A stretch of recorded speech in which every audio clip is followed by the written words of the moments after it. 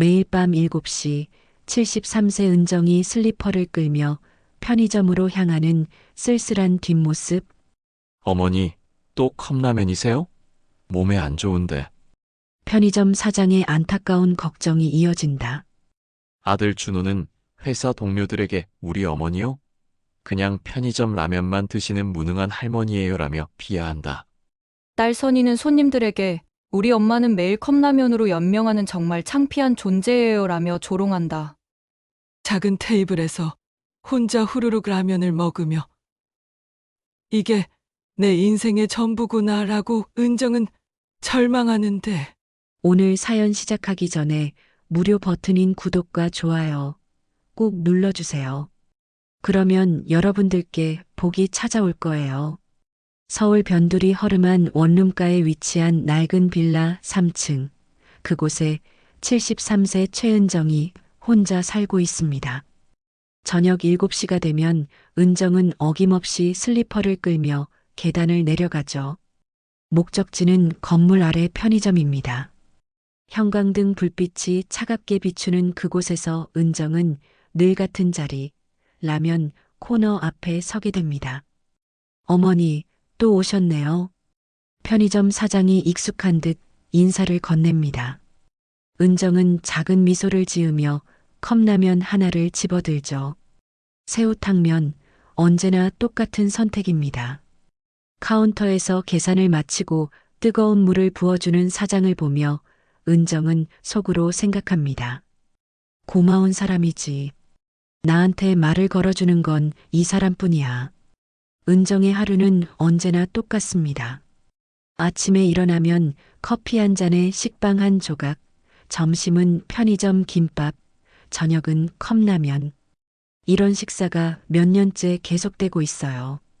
냉장고에는 물과 우유, 그리고 며칠 된 반찬 몇 가지만 덩그러니 놓여 있습니다.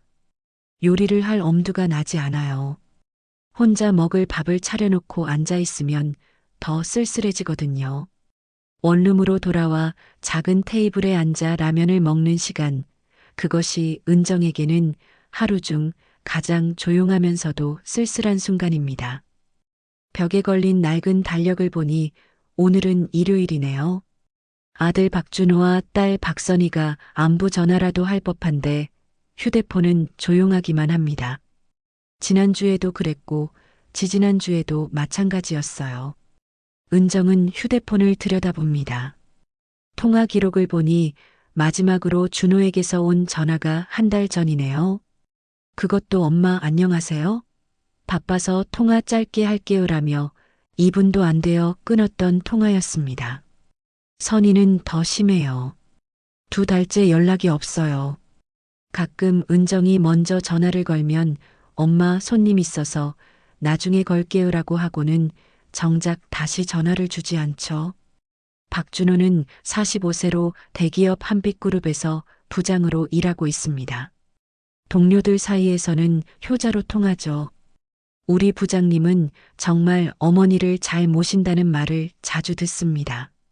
하지만 준호의 마음속 깊은 곳에는 숨기고 싶은 감정이 자리하고 있어요. 바로 어머니에 대한 부끄러움입니다. 지난주 회사에서 있었던 일입니다. 동료들과 점심을 먹을 때 한 후배가 부장님, 어머님은 어떤 일 하셨어요? 요즘 실버 창업이 뜨던데 같이 사업해 보시라고 권해드리세요라고 물었죠. 준호는 잠시 멈칫하며 대답했습니다. 우리 어머니는 그냥 평범한 가정주부셨어요. 사업 같은 건 전혀 모르세요. 그래도 경험이 있으시잖아요. 살림살이라도. 아니에요. 정말 아무것도 모르세요. 컴퓨터나 스마트폰 같은 것도 제대로 못 쓰고요. 준호는 이렇게 말하며 속으로 생각했습니다. 정말 창피해. 왜 이렇게 무능한 엄마를 두었을까? 사실 준호는 어머니가 무슨 일을 했는지 정확히 알지도 못합니다.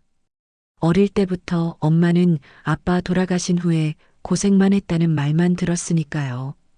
회사 워크숍이 있을 때였습니다. 다른 부장들은 가족을 모시고 왔는데 준호만 혼자였어요. 한 선배가 준호야, 어머니는 왜 안 모시고 왔어? 라고 물었죠. 준호는 얼른 대답했습니다. 어머니가 몸이 안 좋으셔서요.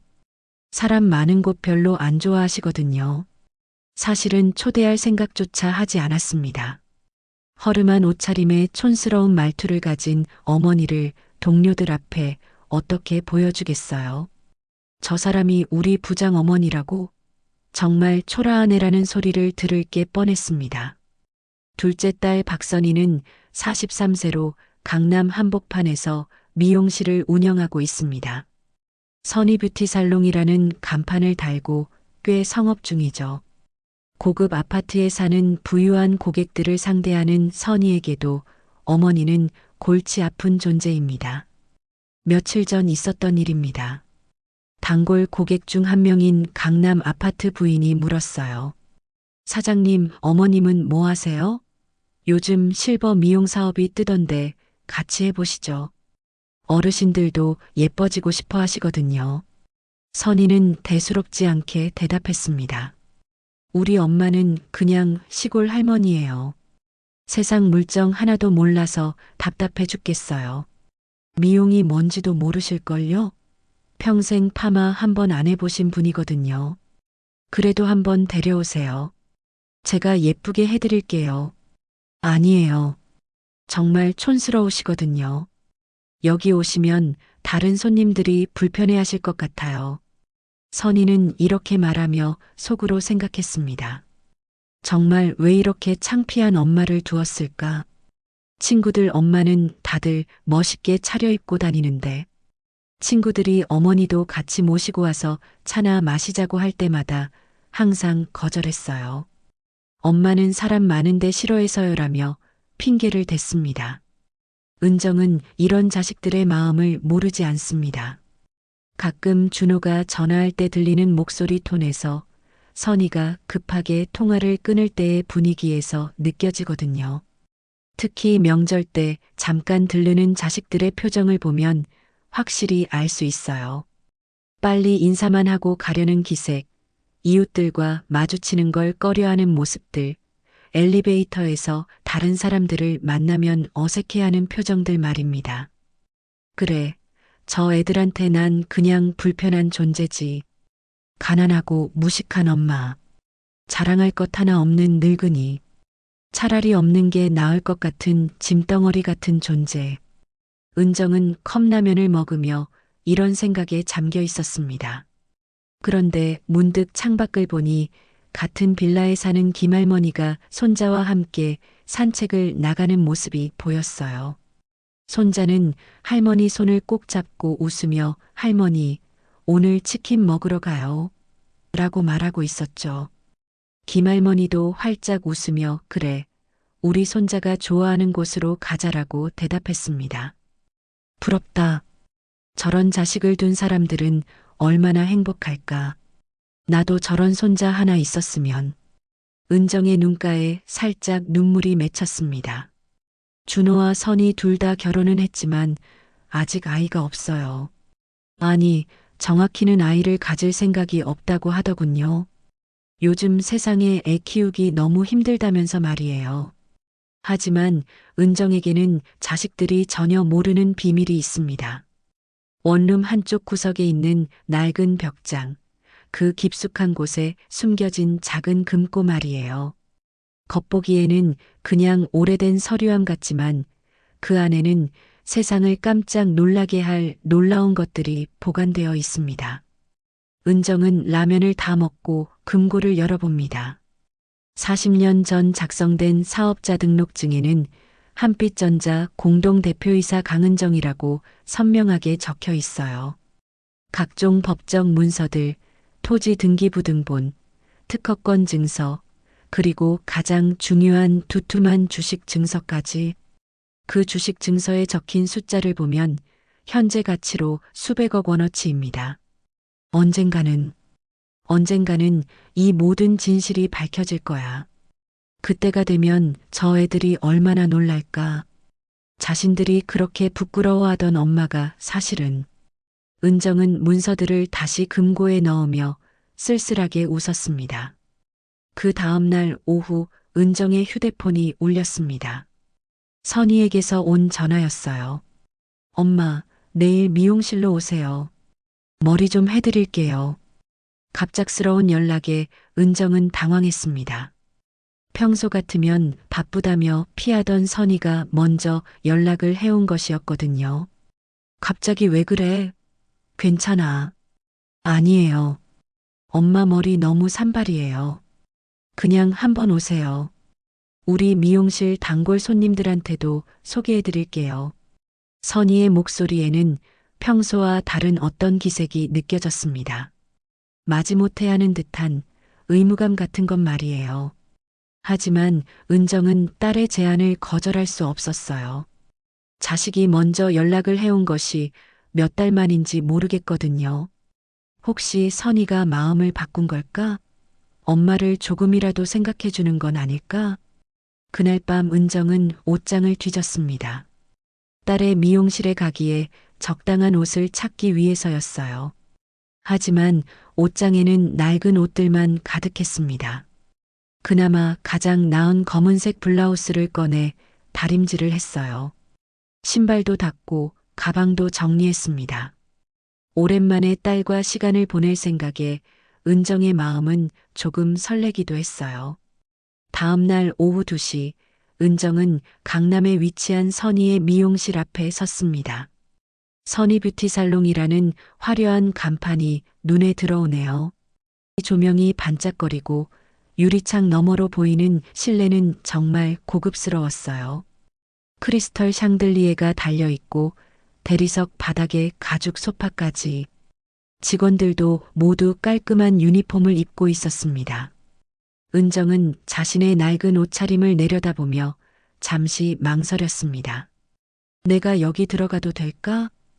주변을 지나다니는 사람들은 모두 세련된 옷을 입고 있었어요. 명품 가방을 든 여성들, 비싼 차에서 내리는 부인들. 은정은 갑자기 작아지는 기분이었습니다. 하지만 이미 선희가 안에서 손을 흔들고 있었어요. 은정은 작은 용기를 내어 문을 열고 들어갔습니다.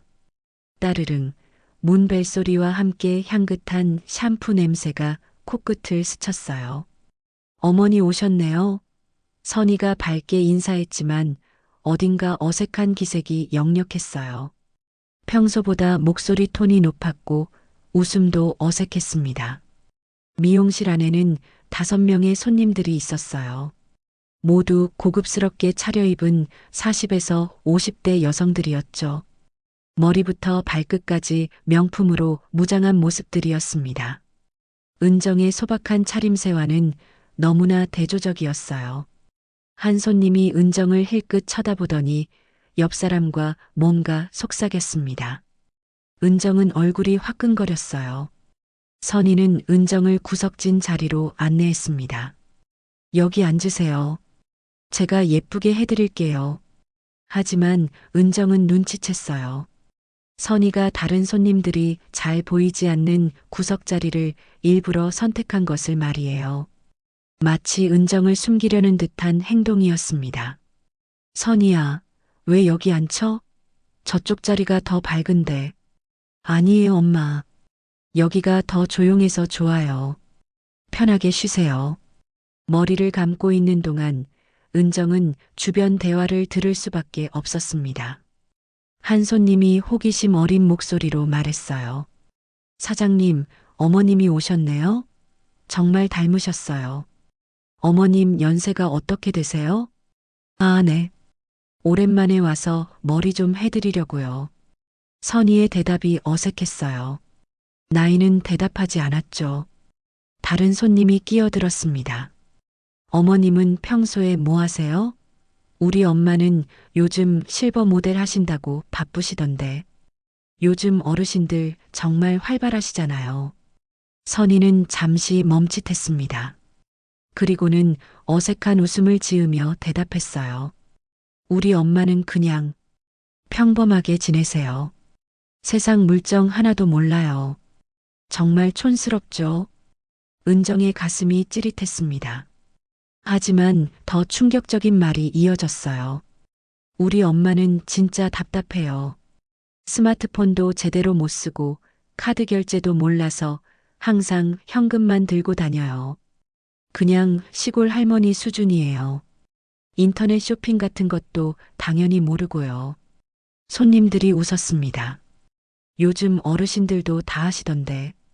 우리 엄마는 온라인으로 옷도 사고 화장품도 주문하세요. 정말요? 우리 엄마는 컴퓨터 자체를 무서워해요. 폰으로 통화하는 것도 겨우겨우 해요. 문자는 아예 못 보내시고요. 또 다른 손님이 끼어들었습니다. 그래도 어머니잖아요. 효도하는 마음이 예쁘네요. 선희의 대답이 은정의 심장을 얼어붙게 만들었습니다. 효도요? 솔직히 말하면 좀 부담스러워요. 친구들 만날 때도 엄마 얘기는 안 해요.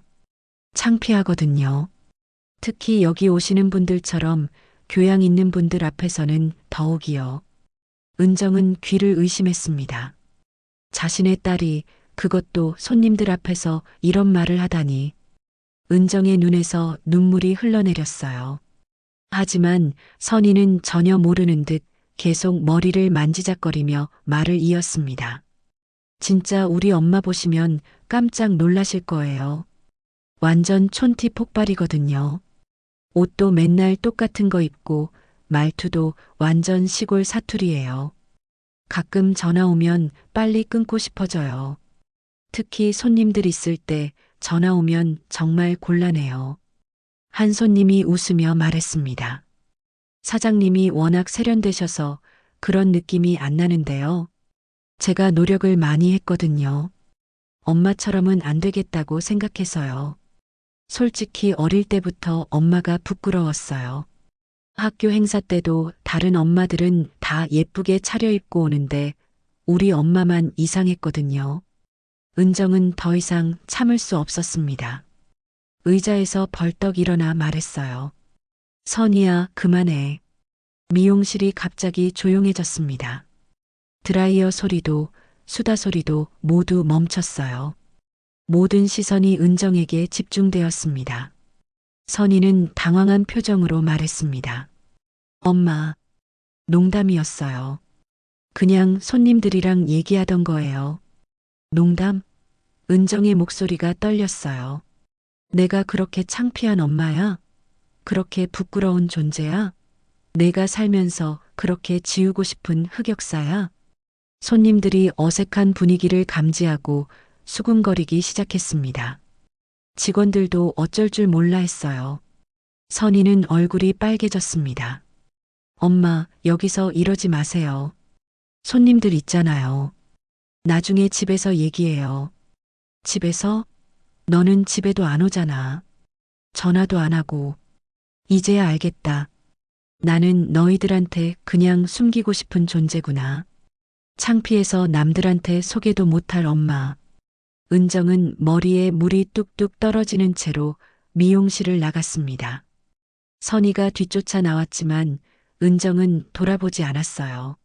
엄마, 엄마 잠깐만요. 정말 농담이었다니까요. 하지만 은정의 발걸음은 멈추지 않았습니다. 뒤에서 선희의 목소리가 들렸어요. 아, 진짜. 왜 저래? 손님들 앞에서 창피하게. 집으로 돌아오는 길 은정은 생각했습니다. 내가 뭘 잘못했을까? 두 아이를 키우느라 평생 고생했는데 이게 내가 받을 대접인가? 지하철 안에서 사람들이 젖은 머리에 은정을 이상하게 쳐다봤지만 더 이상 신경 쓰이지 않았어요. 마음이 너무 아팠거든요. 지하철에서 내려 빌라로 올라가는 계단을 오르며 은정은 무거운 발걸음을 옮겼습니다.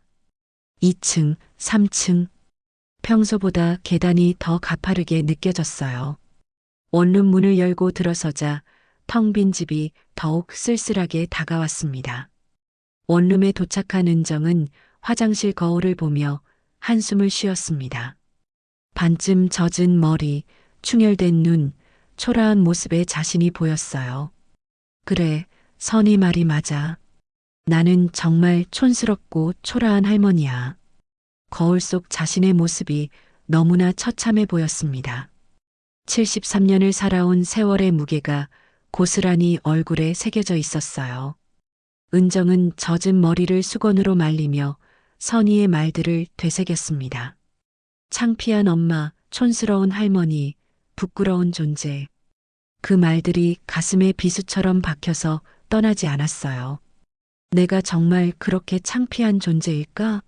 내 자식들에게 그런 엄마일까? 그날 밤 은정은 잠들지 못했습니다. 딸의 말들이 계속 머릿속을 맴돌았어요. 새벽 3시, 4시가 되어도 잠이 오지 않았습니다. 결국 은정은 일어나서 차라도 한 잔 끓여 마시기로 했어요. 부엌에서 물을 끓이는 동안 은정은 창밖을 내다봤습니다.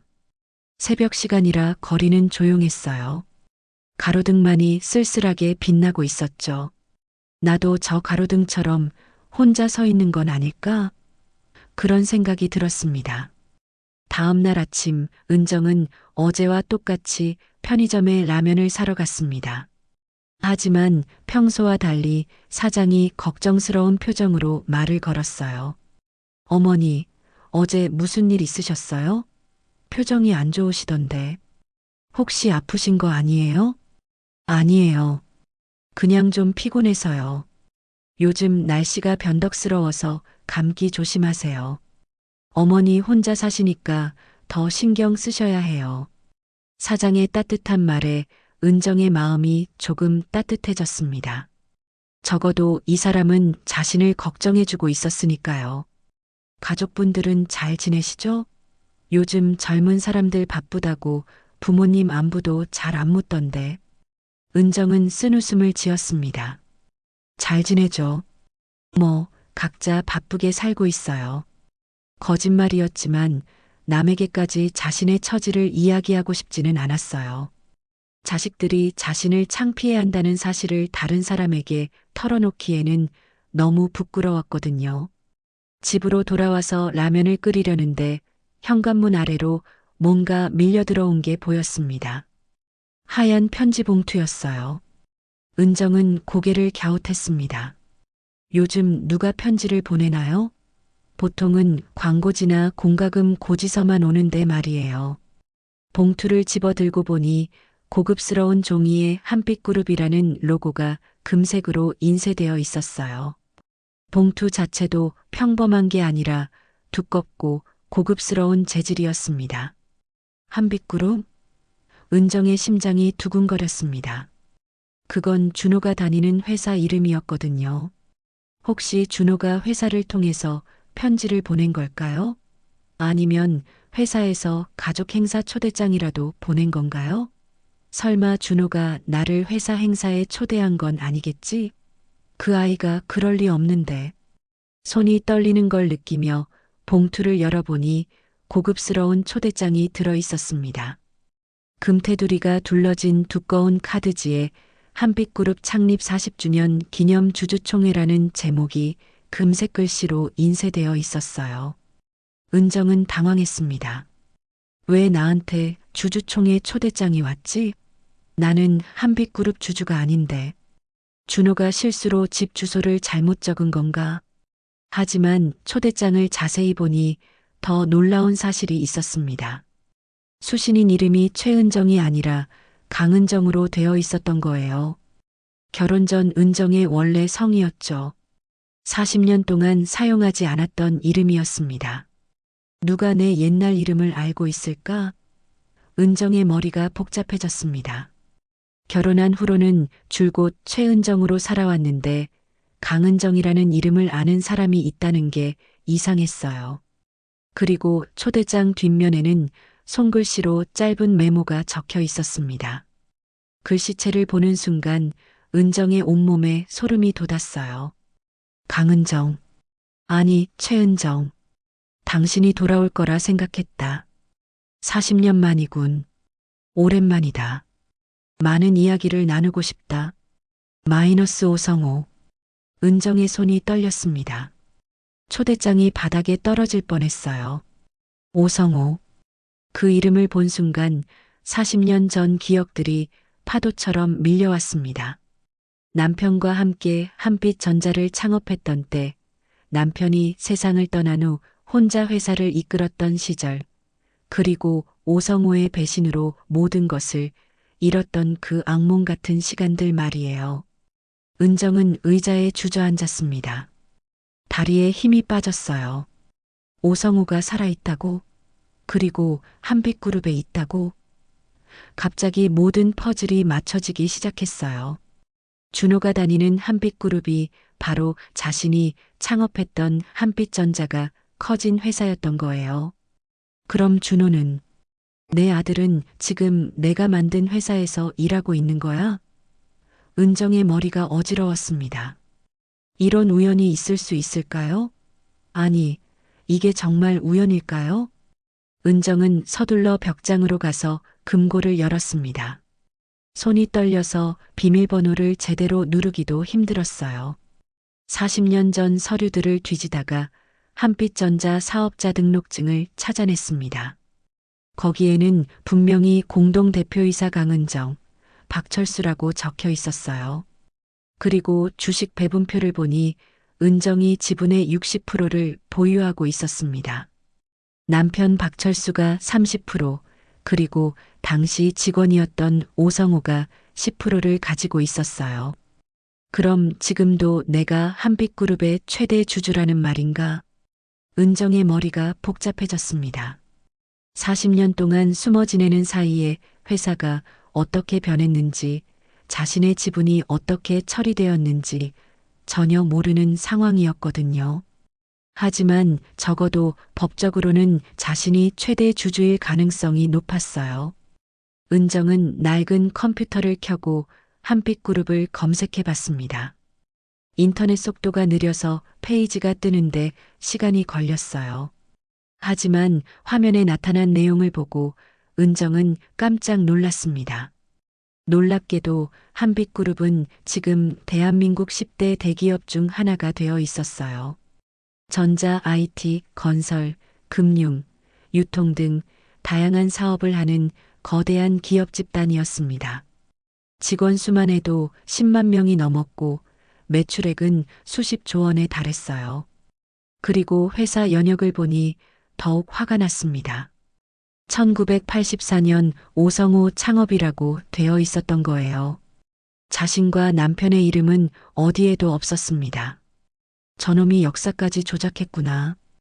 은정의 분노가 치솟았습니다. 자신과 남편의 이름은 완전히 지워버리고 마치 오성우가 혼자 창업한 것처럼 만들어 놓았던 거예요. 40년 동안 이런 거짓말을 유지해 온 거였습니다. 더 충격적인 사실은 임원진 명단에서 발견했습니다. 부회장 오성우라는 이름이 버젓이 올라와 있었던 거예요. 그리고 그 아래 임원진 목록에서 은정은 익숙한 이름을 발견했습니다. 경영지원본부 부장 박준호. 내 아들이 내 원수 밑에서 일하고 있었다니. 은정은 주먹을 꽉 쥐었습니다. 그리고 더 놀라운 건 준호가 이 사실을 전혀 모르고 있다는 것이었어요. 아들은 자신이 엄마가 창업한 회사에 다니고 있다는 것도, 자신의 상사가 엄마를 배신한 원수라는 것도 전혀 모르고 있었던 거죠. 은정은 며칠 동안 고민했습니다. 주주총회에 참석할지 말지를 두고 말이에요. 밤마다 잠들지 못하고 뒤척였어요. 40년 동안 숨어 지냈는데 이제 와서 나타나면 어떻게 될까요? 오성우가 어떤 술수를 부릴지 모르는 상황이었거든요.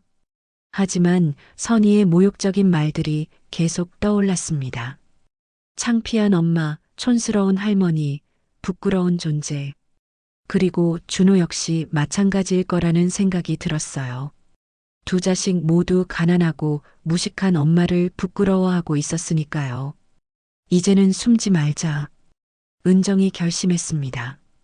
내가 누구인지, 내가 무엇을 해낸 사람인지 보여주자. 특히 내 아들 앞에서. 은정은 법무법인에 전화를 걸어 자신의 법적 지위를 확인받았습니다. 변호사는 놀라운 소식을 전해줬어요. 어머님 축하드립니다. 어머님은 현재도 한빛그룹의 합법적인 최대 주주이십니다. 40년 동안 권리를 행사하지 않으셨지만 법적으로는 여전히 유효합니다. 주주총회 당일 아침, 은정은 일찍 일어나 준비를 시작했습니다. 평소와는 완전히 다른 모습으로 변신하기로 했어요. 벽장 깊숙이 보관해 두었던 네이비 블루 양장을 꺼내 입었습니다. 40년 전 회사 경영할 때 입었던 옷이었죠. 당시 최고급 브랜드에서 맞춘 옷이라 지금 봐도 세련되었어요. 다행히 아직도 몸에 맞았습니다. 그동안 마른 체형을 유지했던 덕분이었어요. 그리고 남편이 결혼 20주년 기념으로 사준 진주 목걸이도 걸었습니다. 진주는 세월이 지나도 변하지 않는 보석이었죠. 화장도 정성스럽게 했습니다.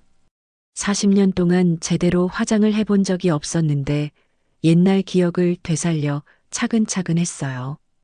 파운데이션, 아이섀도우, 립스틱까지. 거울을 보니 완전히 다른 사람 같았습니다. 평소에 초라한 할머니가 아니라 품격 있는 여성 경영인의 모습이었어요.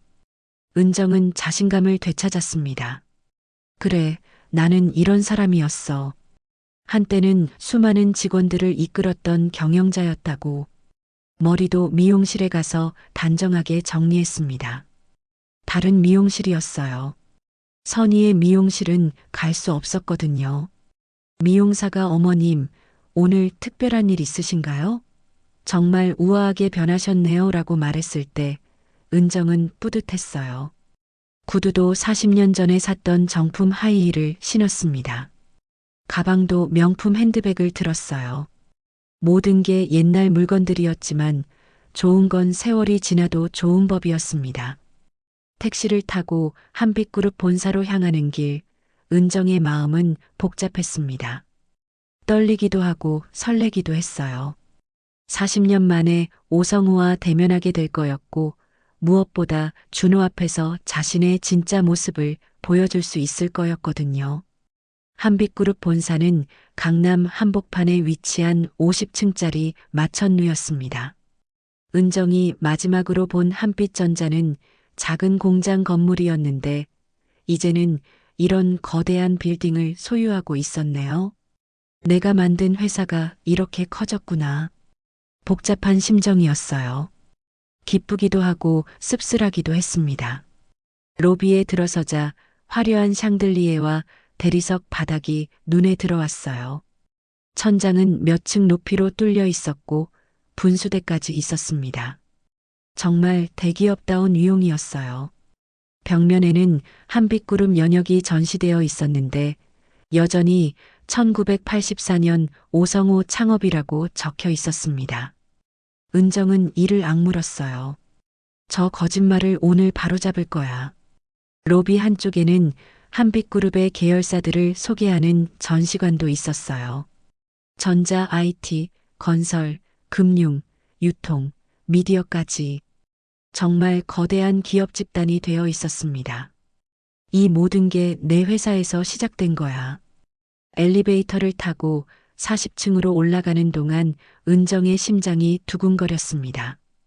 엘리베이터 안에는 정장을 입은 임직원들이 함께 타고 있었어요. 모두 은정을 예의 바르게 대했습니다. 옷차림만 봐도 범상치 않은 사람이라는 걸 알 수 있었거든요. 40층에 도착하자 대회의실이라는 금색 표지판이 보였습니다. 문 앞에는 정장을 입은 직원들이 서서 참석자들을 확인하고 있었어요. 모두 젊고 똑똑해 보이는 직원들이었습니다. 은정이 다가가자 한 직원이 공손하게 물었습니다. 성함이 어떻게 되시죠? 강은정입니다. 직원이 태블릿으로 명단을 확인하더니 놀란 표정을 지었어요. 그리고 다른 직원과 뭔가 속삭이더니 다시 돌아와 말했습니다. 아, 강은정 님이시군요. 부회장님께서 특별히 당부하신 분이시네요. 이쪽으로 안내해 드리겠습니다. 다른 주주들과는 확실히 다른 대우였어요. 직원이 은정을 에스코트하며 회의실로 안내했습니다. 음료는 무엇으로 드릴까요? 커피, 차, 생수? 따뜻한 차 한 잔 주세요. 네, 바로 준비해 드리겠습니다. 회의실 문이 열리자 웅장한 공간이 펼쳐졌습니다. 200명 정도가 들어갈 수 있는 대형 회의실이었어요. 천장은 높고 벽면에는 거대한 LED 스크린이 걸려 있었습니다. 디귿자 형태로 배치된 고급 테이블에는 이미 많은 사람들이 앉아 있었어요. 은정이 입장하자 웅성거리는 소리가 들렸습니다. 사람들이 수군거리며 은정을 쳐다봤어요. 저분이 누구시지? 이름이 강은정이래. 회사 창업 초기 관련자인가? 옷차림이 범상치 않네. 하지만 은정은 당당하게 걸어갔습니다. 그때 회의실 한쪽에서 익숙한 얼굴을 발견했습니다. 준호였어요. 네이비 정장을 입고 서류를 정리하고 있는 모습이었죠. 다른 부장급 임원들과 함께 서 있었어요. 은정의 가슴이 뛰었습니다. 내 아들이 저기 있구나. 곧 모든 진실을 알게 될 텐데. 준호는 아직 은정을 보지 못했습니다. 다른 임원들과 주주총회 진행에 대해 이야기를 나누느라 바빴거든요. 은정은 준호가 자신을 알아보기 전에 자리에 앉기로 했어요. 직원이 은정을 최전방 VIP석으로 안내했습니다. 여기가 강은정님 자리입니다. 다른 주주들보다 훨씬 앞쪽 자리였어요. 단상과 가장 가까운 자리였습니다. 은정이 앉자 주변 사람들이 더욱 궁금한 눈으로 쳐다봤어요. 오후 2시 정각 회의가 시작되었습니다. 사회자가 마이크를 잡고 말했어요. 한빛그룹 창립 40주년 기념 주주총회를 시작하겠습니다. 먼저 부회장님께서 인사 말씀을 해주시겠습니다. 그때 단상으로 올라오는 사람을 보고 은정은 온몸이 얼어붙었습니다. 오성호였어요. 40년이 지났지만 여전히 알아볼 수 있었습니다. 머리는 하얗게 새었지만 체격은 여전히 건장했어요. 값비싼 정장을 입고 있었고 손목에는 화려한 시계가 빛나고 있었습니다. 목에는 실크 넥타이, 가슴에는 다이아몬드 핀까지. 40년 동안 자신이 훔친 회사로 떼돈을 번 모습이 역력했어요. 오성호가 마이크 앞에 서서 말했습니다. 존경하는 주주 여러분, 오늘 이 뜻깊은 자리에 참석해 주셔서 감사합니다. 40년 전 작은 전자부품 회사로 시작한 한빛그룹이 오늘날 대한민국을 대표하는 기업으로 성장할 수 있었던 것은 저의 끝없는 열정과 도전 정신 덕분입니다. 은정은 주먹을 꽉 쥐고 들었습니다. 뻔뻔하기 그지없었어요. 오성호는 마치 자신이 혼자 회사를 키운 것처럼 이야기하고 있었습니다. 남편과 은정의 이름은 한 번도 언급하지 않았어요. 40년 동안 이런 거짓말을 해온 거였네요. 특히 저는 기술 개발에 매진하여 국내 최초로 반도체 기술을 도입했고 해외 진출에도 앞장섰습니다. 그 결과 오늘날 매출 50조 원, 직원 10만 명의 거대 기업 집단을 만들어냈죠. 모든 것이 저 혼자의 힘으로 이루어낸 성과입니다. 은정은 분노가 치솟았어요. 반도체 기술은 자신의 남편 박철수가 밤낮 없이 연구해서 개발한 것이었고 해외 진출도 은정이 직접 외국 바이어들을 만나며 추진한 일이었거든요. 모든 공로를 오성호가 가로채고 있었습니다. 주주들은 박수를 쳤어요. 오성호의 성공 스토리에 감탄하고 있었죠. 하지만 은정만은 진실을 알고 있었습니다. 저 모든 성과의 진짜 주인이 누구인지 말이에요. 그때 오성호의 시선이 은정에게 머물렀습니다. 두 사람의 눈이 마주쳤어요.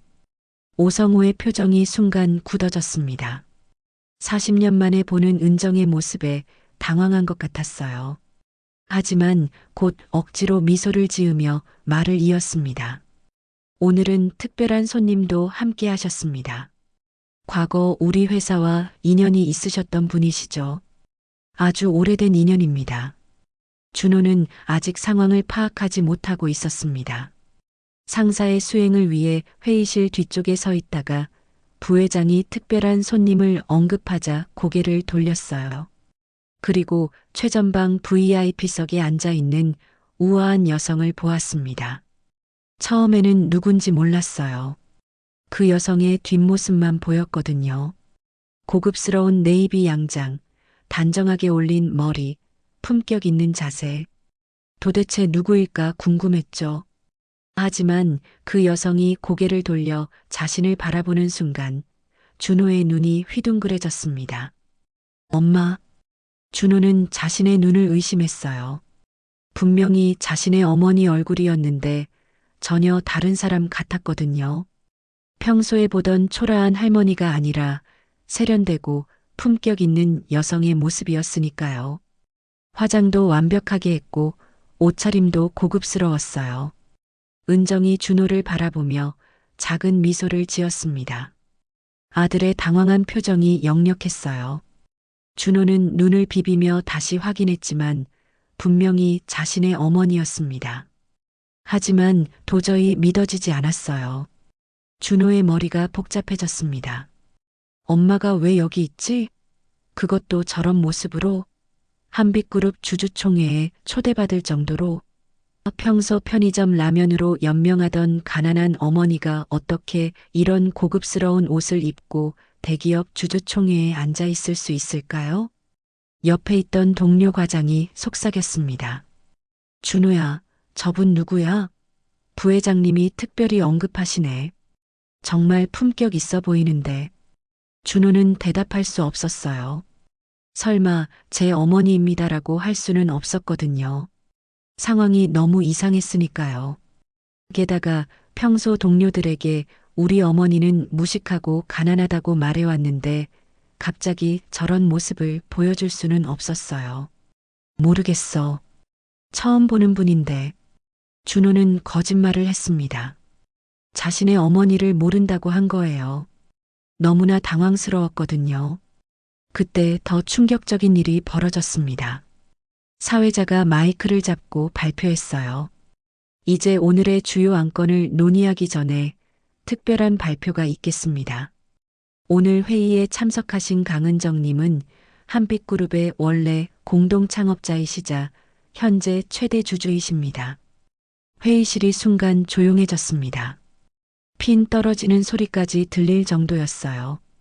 그리고 곧 웅성거리는 소리가 터져 나왔습니다. 최대 주주? 강은정이 누구지? 공동 창업자라고? 그럼 회사 역사가 잘못된 건가? 부회장님이 창업자가 아니라고? 준호는 더욱 당황했습니다. 다리에 힘이 빠져서 벽에 기댔어요. 엄마가 한빛그룹 주주라고? 그것도 최대 주주? 이해할 수 없는 상황이었어요.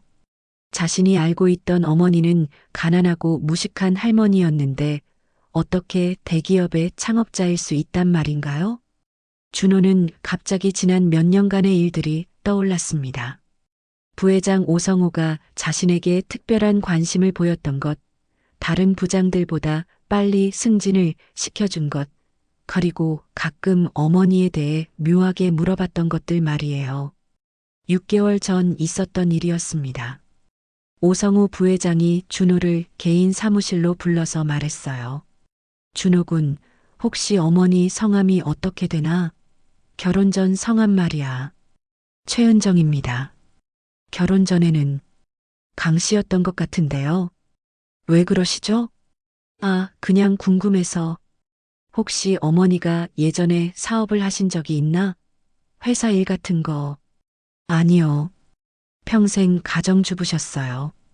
사업 같은 건 전혀 모르시고 컴퓨터나 스마트폰도 못 쓰세요. 그때 오성우의 표정이 묘했었어요. 안도하는 듯 하면서도 뭔가 계산하는 듯한 표정이었죠. 지금 생각해보니 그때부터 이상했던 거예요. 그리고 최근 3개월 동안 오성우는 준호에게 이상한 업무를 지시했습니다. 혹시 강은정이라는 이름으로 된 주식이나 지분이 있는지 조사해봐. 옛날 한빛전자 관련 서류들을 모두 정리해서 보고해. 법무팀과 협조해서 오래된 주주 명부를 샅샅이 점검해봐. 혹시 40년 전 창업 관련 서류 중에 이상한 게 있으면 즉시 보고해. 준호는 그저 회사 업무라고 생각하고 열심히 했어요. 야근도 하고 주말에도 나와서 조사했죠. 그 과정에서 강은정이라는 이름이 자주 나왔지만 설마 그게 자신의 어머니일 거라고는 꿈에도 생각하지 못했습니다. 이제 모든 퍼즐이 맞춰졌어요. 오성우는 준호가 강은정의 아들이라는 걸 처음부터 알고 있었던 거예요. 그래서 준호를 회사에 채용하고 가까이 두면서 은정의 동향을 파악하려 했던 거였습니다. 더 충격적인 건 준호 자신이 모르는 사이에 오성우의 계략에 완전히 이용되었다는 사실이었어요. 자신이 밤낮 없이 조사한 자료들이 모두 어머니를 견제하고 방어하기 위한 것이었던 거죠. 준호는 자신의 손으로 어머니를 배신한 셈이었습니다. 사회자가 계속 발표했습니다. 강은정님께서는 40년 전 남편 박철수님과 함께 한빛전자를 공동 창업하셨습니다. 하지만 여러 사정으로 회사에서 물러나셨다가 오늘 다시 돌아오신 것입니다. 오성우의 얼굴이 점점 굳어졌어요. 자신이 40년 동안 숨겨왔던 진실이 공개되는 순간이었거든요. 하지만 여전히 여유를 부리려 했습니다. 마이크를 빼앗듯 잡고 말했어요. 잠깐만요. 그렇습니다. 강은정 씨는 우리 회사 초창기에 잠깐 관련이 있으셨던 분이죠. 하지만 실질적인 경영과 성장은 모두 제가 담당했습니다. 회사를 오늘날의 대기업으로 키운 것은 순전히 저의 능력입니다. 은정이 천천히 자리에서 일어났습니다. 회의실의 모든 시선이 집중되었어요. 200여 명의 눈이 모두 은정을 바라보고 있었죠. 하지만 은정은 전혀 떨리지 않았어요. 40년 동안 참아왔던 분노와 억울함이 오히려 그녀에게 힘을 주고 있었거든요. 그리고 마이크 앞으로 걸어가면서 당당한 목소리로 말했습니다. 안녕하세요. 한빛전자 진짜 창업자 강은정입니다. 40년 만에 제가 만든 회사로 돌아왔습니다. 준호는 그 순간 완전히 무너져 내렸습니다. 자신이 평생 부끄러워했던 어머니가 사실은 자신이 다니는 회사의 창업자였다니. 그리고 자신은 모르는 사이에 어머니를 배신한 사람의 편에서 일하고 있었던 거예요. 뒤쪽 벽에 기대서 겨우 몸을 지탱했어요. 은정은 마이크를 잡고 차분하지만 힘 있는 목소리로 말했습니다. 저는 오늘 여러분에게 40년 동안 숨겨진 진실을 말씀드리러 왔습니다. 1984년 저는 남편 박철수와 함께 이 회사를 창업했어요. 당시 회사 이름은 한빛전자였고 저희 부부가 지분의 90%를 소유하고 있었습니다. 나머지 10%는 당시 신입사원이었던 오성호 씨에게 주었죠. 회의실이 다시 웅성거렸습니다. 사람들이 서로 눈빛을 주고받으며 수군거렸어요. 90%라고? 그럼 오성우 부회장은 처음에 직원이었다는 거야? 지금까지 알고 있던 회사 역사와 완전히 다른데? 지금까지 알고 있던 회사 역사와 완전히 다른 이야기였거든요. 제 남편은 뛰어난 기술자였습니다. 국내 최초로 반도체 기술을 개발한 것도 남편이었어요. 그리고 저는 경영을 담당했죠. 밤낮 없이 일해서 회사를 키웠습니다. 첫 해외 수출 계약도 제가 직접 성사시켰어요. 은정의 목소리에 힘이 실렸어요. 하지만 남편이 갑작스럽게 심장마비로 세상을 떠났습니다. 그때 준호는 5살, 선이는 3살이었어요. 저는 어린아이 둘을 키우면서 혼자서 회사를 경영해야 했습니다. 오성우가 끼어들었어요. 그때 제가 도왔잖습니까? 당신 혼자서는 회사를 제대로 운영할 수 없었어요. 맞습니다. 당시 20대 초반이었던 오성우 씨가 저를 도와줬죠. 은정이 차갑게 대답했어요. 하지만 그것은 저를 도와주는 게 아니라 저를 이용하려는 계획이었습니다. 은정의 목소리가 잠시 떨렸어요. 40년 전의 아픈 기억들이 되살아났거든요. 남편이 세상을 떠나고 6개월 후 오성호 씨는 저에게 접근했습니다. 처음에는 업무상 도움을 주는 것처럼 보였어요. 하지만 점점 개인적인 관계로 발전시키려 했죠. 회의실이 조용해졌어요. 사람들이 숨을 죽이고 은정의 이야기에 집중했습니다. 저는 남편을 잃은 슬픔 속에서 혼란스러웠어요. 어린 아이들을 키우면서 회사까지 운영해야 하는 상황에서 오성호 씨의 도움이 절실했거든요. 그래서 잘못된 선택을 했습니다. 오성호가 벌떡 일어났습니다. 그건 사실이 아닙니다. 과장된 얘기입니다. 사실입니다. 은정이 단호하게 말했어요. 그리고 그 결과로 임신을 하게 되었어요. 하지만 오성호 씨는 책임지기는커녕 오히려 이것을 빌미로 저를 협박하기 시작했습니다. 준호의 얼굴이 창백해졌어요. 어머니의 말이 어디로 향하고 있는지 직감했거든요. 손이 떨려서 벽을 꽉 잡고 있어야 했어요. 오성호 씨는 제가 임신한 사실을 주변에 알리겠다고 협박했어요. 당신은 지금과 달리 미혼모에 대한 시선이 매우 차가웠거든요. 저는 어쩔 수 없이 그의 요구를 들어줄 수밖에 없었습니다. 은정은 깊은 숨을 쉬고 말했습니다. 그리고 그때 태어난 아이가 바로 은정이 준호를 바라봤어요. 제 아들 준호입니다. 회의실이 완전히 조용해졌습니다. 핀 떨어지는 소리까지 들릴 정도였어요. 준호는 얼굴이 하얗게 질렸습니다. 자신이 들은 말을 믿을 수 없었어요. 다리에 힘이 빠져서 주저앉을 뻔했죠. 뭐라고요? 준호가 떨리는 목소리로 말했습니다. 회의실 뒤쪽에서 들리는 준호의 목소리에 사람들이 돌아봤어요. 오성우가 소리쳤어요. 거짓말입니다. 증거도 없는 말을 어떻게 믿을 수 있습니까? 시옷 40년 전 일을 지금 와서 어떻게 증명하겠다는 겁니까? 증거가 있습니다. 은정이 가방에서 서류를 꺼냈어요. 유전자 검사 결과서입니다. 3개월 전에 받은 것이에요. 준호의 머리카락과 오성호 씨가 사용한 컵에서 채취한 타액으로 검사한 결과입니다. 은정이 서류를 높이 들어 보였어요. 99.99% 일치합니다. 오성호 씨가 준호의 생물학적 아버지라는 것이 과학적으로 증명되었어요. 준호는 비틀거렸습니다. 옆에 있던 동료들이 부축해줬지만 준호의 다리에는 힘이 없었어요. 평생 아버지라고 믿고 살았던 박철수가 친아버지가 아니라는 것, 그리고 자신이 그토록 존경했던 부회장이 친아버지라는 사실이 믿어지지 않았거든요. 그리고 더 중요한 사실이 있습니다. 은정의 목소리가 더욱 단호해졌어요.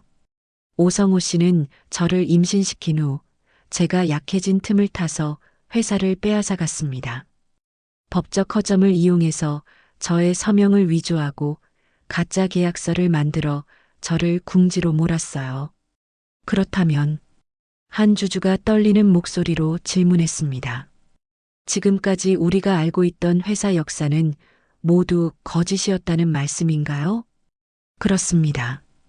은정이 단호하게 대답했어요. 오성호 씨는 저를 이용해서 아이를 갖게 한 후 회사까지 빼앗아 갔습니다. 그리고 40년 동안 마치 자신이 창업자인 것처럼 거짓말을 해왔어요. 저와 제 남편의 이름을 역사에서 완전히 지워버렸습니다. 오성호는 당황한 표정이었지만 여전히 강하게 부인했습니다. 이건 모함입니다. 40년이 지난 지금 와서 이런 말을 하다니. 증거라는 것도 조작된 것일 수 있지 않습니까? 증명할 수 있습니다. 은정이 마지막 카드를 꺼냈어요. 가방에서 두꺼운 서류 뭉치와 낡은 상자를 꺼내 테이블 위에 올려놓았습니다. 당시 오성호 씨가 저에게 보낸 편지들을 모두 보관하고 있어요.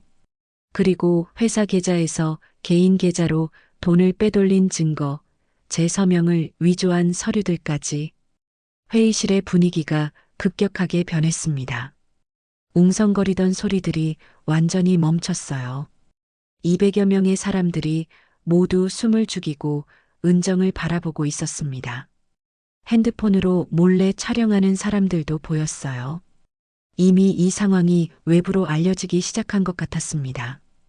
은정이 첫 번째 서류를 들어 보였어요. 여기 보시면 1984년 7월 20일자 은행 거래 내역이 있습니다. 회사 계좌에서 오성호 씨 개인 계좌로 5억 원이 무단 이체된 기록이에요. 당시 5억 원이면 지금의 50억 원에 해당하는 엄청난 금액이었죠. 오성호의 얼굴이 창백해졌어요. 손이 떨리는 게 보였습니다. 그건 사업상 필요에 의해서. 사업상 필요라면 왜 이사회 결의도 없이 제 동의도 없이 했습니까? 은정이 날카롭게 반박했어요. 더욱이 그 돈이 개인 부동산 구입에 사용되었다는 증거도 있어요. 은정이 두 번째 서류를 보여줬습니다. 이것은 같은 날짜에 오성호 씨가 강남의 땅을 매입한 계약서입니다. 5억 원 정확히 같은 금액이죠. 우연의 일치라고 하기에는 너무 정확하지 않나요? 그리고 그 땅이 지금은 수백억 원의 가치가 되었다는 것도 알고 계시죠? 사람들이 서로 눈빛을 주고받으며 수군거렸어요. 정말 횡령이었네. 40년 동안 속았던 거야? 그럼 부회장의 재산이 모두 불법으로 취득한 거 아니야? 이런 사람이 우리 회사를 경영했다고? 한 주주가 일어나서 소리쳤어요. 그럼 우리가 투자한 돈도 사기로 모은 자금인 거네요. 그리고 이것은 제 동의 없이 작성된 가짜 이사회 의결서입니다. 은정이 세 번째 서류를 들어보였어요. 보시면 제 서명이 있지만 필적 감정을 받아보면 위조된 것이라는 걸 알 수 있어요. 실제로 3개월 전에 국과수에서 감정을 받았습니다. 은정이 감정서를 펼쳐 보였어요. 감정 결과 90수점8% 확률로 위조된 서명이라고 나왔습니다. 이것은 명백한 문서 위조죄에 해당해요. 오성우가 소리쳤어요. 그건 당시 상황이 급박해서 어쩔 수 없이 서명을 위조했다는 말씀인가요? 은정이 차갑게 반문했어요. 방금 스스로 위조 사실을 인정하셨네요. 그것만으로도 충분히 사기죄와 문서 위조죄에 해당합니다. 회의실이 술렁였습니다. 오성우가 스스로 범죄를 인정한 것이나 다름없었거든요. 몇몇 주주들이 일어나서 항의하기 시작했어요. 이런 사기꾼이 우리 회사를 운영했다고? 40년 동안 우리를 속인 거네. 당장 사퇴하라. 그때 회의실 뒤쪽 문이 벌컥 열리며 선희가 들어왔습니다. 준호의 급한 전화를 받고 미용실을 던져두고 급하게 달려온 것이었어요. 머리에는 아직 파마 롤러가 몇 개 꽂혀 있었고 앞치마도 그대로 두르고 있었죠. 얼굴에는 땀이 송글송글 맺혀 있었어요. 하지만 회의실 안의 상황을 보고 입이 떡 벌어졌습니다. 어머니가 단상에 서서 당당하게 발표를 하고 있었고 200여 명의 사람들이 집중해서 듣고 있었거든요. 평소에 보던 초라한 어머니의 모습이 전혀 아니었어요. 선희는 눈을 비비며 다시 확인했어요. 분명히 자신의 어머니였는데 완전히 다른 사람 같았거든요. 고급스러운 옷차림에 자신감 넘치는 자세, 그리고 무엇보다 당당한 표정이 며칠 전 자신의 미용실에서 본 모습과는 천지 차이였습니다. 선희는 준호에게 다가가 속삭였어요. 오빠, 이게 뭐야? 엄마가 왜 저기 있어? 그리고 저 사람들은 누구야? 왜 다들 엄마 말을 그렇게 집중해서 들어? 한빛그룹 주주총회야. 준호가 떨리는 목소리로 대답했어요. 엄마가 이 회사 창업자래. 그리고 부회장이 내 친아버지라고 해. 선희는 눈이 휘둥그레졌어요. 뭐라고? 그게 무슨 개소리야? 엄마가 무슨 창업자야? 촌스럽고 무식한 엄마가? 그리고 친아버지는 또 뭔 소리고? 나도 처음에는 믿을 수 없었어. 하지만 증거들이 너무 명확해. 지금 상황이 너무 혼란스러워. 내가 알고 있던 모든 게 거짓이었어. 선희는 어머니를 다시 바라봤어요. 화려한 조명 아래 서서 자신 있게 말하는 어머니의 모습이 낯설었습니다. 저 사람이 정말 내가 며칠 전에 모욕했던 그 엄마 맞나? 죄책감이 밀려왔어요. 은정은 계속해서 증거들을 제시했습니다. 그리고 가장 결정적인 증거가 있습니다. 은정이 낡은 상자를 조심스럽게 열었어요. 그 안에는 누렇게 바랜 편지들이 차곡차곡 정리되어 들어 있었습니다. 이것들은 1984년부터 1986년까지 오성호 씨가 저에게 보낸 편지들입니다. 총 47통이에요. 은정이 편지 뭉치를 들어보였어요. 모두 오성호 씨의 필체로 쓰여 있고 그의 범죄 행위와 저에 대한 협박 내용이 상세히 기록되어 있습니다. 오성호가 벌떡 일어나서 소리쳤어요. 그건, 그 편지들은 어떻게 40년 동안 소중히 보관했습니다. 은정이 차분하게 대답했어요. 언젠가는 진실이 밝혀질 날이 올 거라고 믿었거든요. 은정이 그중 한 통을 꺼내 읽기 시작했어요. 1985년 3월 15일자 편지입니다. 은정아, 미안하다. 하지만 이것은 우리 둘 다를 위한 일이야. 회사는 내가 더 잘 경영할 수 있어. 너는 아이나 잘 키워라. 앞으로 생활비는 내가 보내줄게. 단 절대 다른 사람들에게 이 일을 말하지 마라. 특히 준호에게는 절대 말하지 마라. 회의실이 조용해졌어요. 오성호의 얼굴이 새하얗게 변했습니다. 자신이 40년 전에 쓴 편지가 그대로 보관되어 있을 줄은 꿈에도 몰랐거든요. 그리고 이 편지에는 더 충격적인 내용이 있습니다. 은정이 다른 편지를 펼쳤어요. 1985년 6월 2일자입니다. 준호는 내 아들이지만 절대 그 사실을 알리지 마라. 내 사회적 지위에 해가 될 수 있으니까. 그 대신 박철수의 아들로 키워라.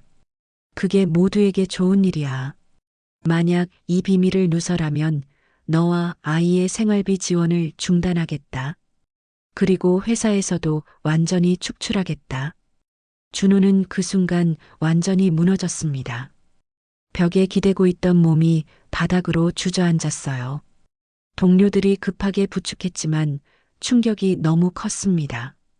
자신의 친아버지가 자신의 존재 자체를 부인하고 어머니를 협박의 도구로 사용했다는 사실이 믿어지지 않았거든요. 내가 뭐지? 준호가 중얼거렸어요. 내 정체성이 뭐지? 박준호가 맞나?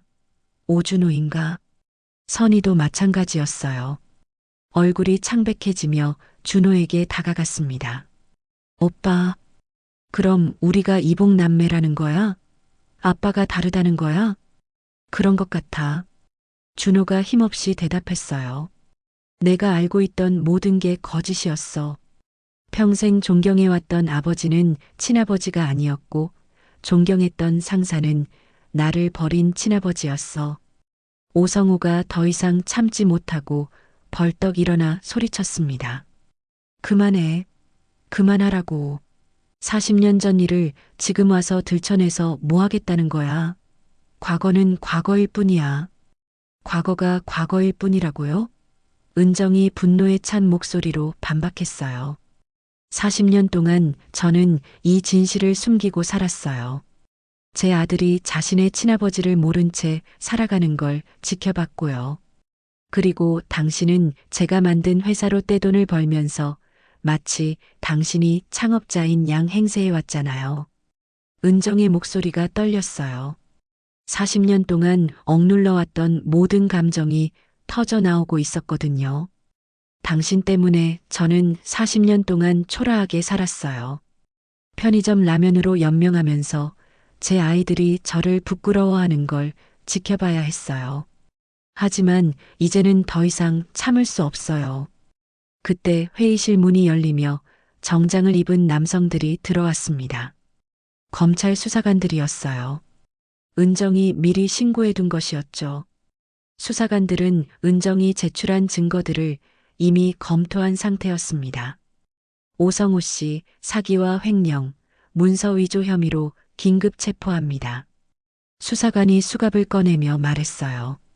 묵비권을 행사할 수 있으며 변호사의 도움을 받을 권리가 있습니다. 오성우는 당황하며 뒤로 물러섰어요. 얼굴이 새하얗게 질렸습니다. 이건 아니야.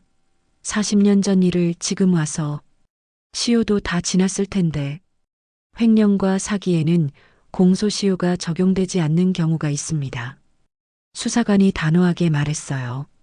특히 지속적인 범죄 행위의 경우 말입니다. 동행해 주시기 바랍니다. 오성우가 수갑을 차고 끌려나가기 전 준호를 마지막으로 바라봤습니다. 준호야, 미안하다. 그의 목소리는 떨리고 있었어요. 40년 만에 처음으로 아들에게 하는 진심 어린 말이었죠. 하지만 준호는 대답하지 않았어요. 너무 복잡한 감정이 얽혀 있었거든요. 분노와 실망, 배신감, 그리고 묘한 동정심까지. 오성우가 끌려나가는 모습을 보며 회의실의 모든 사람들이 침묵했습니다. 40년 동안 신뢰했던 경영자의 몰락이었거든요. 일부 주주들은 박수를 쳤고 일부는 충격에 빠져 말을 잇지 못했어요. 은정은 마이크를 다시 잡고 차분하지만 힘 있는 목소리로 말했습니다. 저는 복수를 하려는 게 아닙니다. 다만 제 아이들이 진실을 알고 당당하게 살 수 있기를 바랄 뿐이에요. 그리고 이 회사가 정당한 주인에게 돌아가기를 바랍니다. 앞으로 한빛그룹은 새롭게 시작할 것입니다. 정직하고 투명한 경영으로, 그리고 사회에 도움이 되는 기업으로 거듭날 것입니다. 회의실의 모든 사람들이 일어나서 박수를 쳤습니다. 40년 만에 밝혀진 진실 앞에서, 그리고 한 어머니의 용기 앞에서 감동을 받았던 거예요. 박수 소리가 5분 넘게 계속되었습니다. 휴대폰으로 촬영하는 사람들도 많았어요. 준호는 천천히 일어나 어머니에게 다가갔습니다. 눈에는 눈물이 가득했어요. 회의실 안에 모든 사람들이 지켜보는 가운데 준호는 어머니 앞에 무릎을 꿇었습니다. 엄마, 죄송해요. 제가 엄마를 너무 모르고 있었어요. 평생 부끄러워하면서 살았는데 부끄러워해야 할 사람은 저였어요. 제가 얼마나 바보였는지. 준호의 목소리가 떨렸어요. 엄마가 창업한 회사에서 일하면서도 엄마를 몰라봤어요. 그것도 40년 동안이나. 괜찮아, 준호야. 은정이 아들의 손을 잡으며 말했어요. 이제부터 시작이야. 우리 가족의 진짜 시작 말이야. 더 이상 거짓 속에서 살지 않을 거야. 선희도 울면서 다가왔어요. 파마 롤러를 떼어내지도 못한 채로 말이죠. 미용실에서 급하게 뛰어나온 모습 그대로였어요. 엄마, 정말 죄송해요. 며칠 전에 미용실에서 제가 정말 바보였어요. 손님들 앞에서 엄마를 그렇게 말하다니. 창피하다고, 촌스럽다고. 선희는 울면서 말했어요. 다 지난 일이야. 은정이 딸도 함께 안으며 말했어요. 이제 우리 모두 진실 속에서 살아가자. 더 이상 숨길 것도 부끄러워할 것도 없어. 당당하게 살자. 사회자가 마이크를 잡고 발표했습니다. 오늘의 주주총회는 여기서 마치겠습니다. 앞으로 한빛그룹의 새로운 시작을 지켜봐 주시기 바랍니다. 그날 이후 모든 것이 바뀌었습니다. 뉴스에서는 연일 한빛그룹의 충격적인 진실이 보도되었어요. 40년 만에 밝혀진 진실, 숨겨진 여성 창업자의 복귀, 대기업 경영진의 충격적인 사기극 같은 제목들이 신문 일면을 장식했습니다. 오성우와 관련된 임원들은 모두 해임되었고 은정이 한빛그룹의 정식 회장으로 취임했습니다. 주가는 처음에는 혼란으로 인해 하락했지만 투명한 경영에 대한 기대감으로 곧 회복되었어요. 회사 로비의 연역도 완전히 바뀌었어요. 이제는 1984년 강은정, 박철수 공동 창업이라고 정확히 기록되어 있었습니다. 그리고 그 옆에는 젊은 시절 은정과 남편의 사진도 걸려 있었어요. 준호는 한동안 모든 걸 내려놓았습니다. 정체성의 혼란과 충격 때문에 회사를 휴직하고 어머니와 함께 시간을 보냈어요. 40년 동안 모르고 지냈던 어머니의 진짜 모습을 알아가는 소중한 시간이었죠. 엄마는 정말 대단한 사람이었구나. 준호가 어느 날 말했어요. 제가 평생 부끄러워했던 게 정말 바보 같았어요. 엄마가 창업한 회사에서 일하면서도 엄마를 몰라봤다니. 그것도 제 친아버지한테 속으면서 말이에요. 내가 부끄러워할 만했어. 은정이 쓸쓸하게 웃으며 대답했어요. 나도 40년 동안 진짜 모습을 숨기고 살았으니까. 가난한 할머니 역할을 하면서 말이야. 하지만 이제는 다르지. 더 이상 숨지 않을 거야. 선희도 완전히 변했습니다. 어머니의 진짜 모습을 안으로는 미용실 손님들에게 자랑스럽게 이야기했어요. 우리 엄마는 한빛그룹 창업자세요. 40년 동안 숨어 지내시다가 이번에 진실을 밝히신 거예요. 정말 대단한 분이시죠. 손님들은 깜짝 놀랐어요. 정말요? 그럼 사장님이 재벌 딸이었네요. 어머니 정말 멋있으시겠어요. 뉴스에서 봤는데 정말 당당하시던데요. 네, 이제야 엄마가 얼마나 대단한 분인지 알았어요. 선희가 뿌듯하게 대답했어요. 제가 정말 바보였죠. 그런 훌륭한 엄마를 부끄러워했다니. 몇 달 후 은정은 새로운 결정을 내렸습니다. 한빛그룹의 일상적인 경영은 전문 경영진에게 맡기고 자신은 사회공헌 활동에 집중하기로 한 거예요. 40년 동안 숨어 지내면서 많은 걸 배웠어. 은정이 아이들에게 말했어요. 가난한 사람들의 마음, 소외된 사람들의 아픔, 편견에 시달리는 사람들의 고통을 몸소 경험했거든. 이제 그 경험을 나누고 싶어. 오늘 이야기 어떠셨나요? 더 많은 이야기로 다시 찾아올게요. 구독과 좋아요는 큰 힘이 됩니다.